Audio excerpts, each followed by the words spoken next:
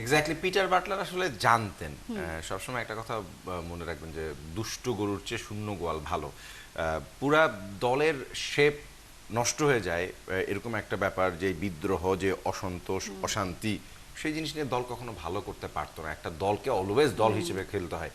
একজন Lionel Messi যেমন আর্জেন্টিনাকে প্রত্যেকটা বিশ্বকাপ জেতাতে পারেনি পারেন নাই, পারেনি আবার তিনি বিশ্বকাপ জিতেছেন। না, 22-এ কিন্তু তার হয়ে সবাই জিতেছে, এক্স্যাক্টলি, right তার না? হয়ে সবাই জিতেছেন, তিনিও সামনে থেকে নেতৃত্ব দিয়েছেন, 5টা গোল করেছেন, এবং তার পেছনে এই এই গোটা দলটাকে যিনি এক সুতায় গেঁথেছেন তিনি হচ্ছে Lionel Scaloni. Scaloni, right. So master tactician লাগে।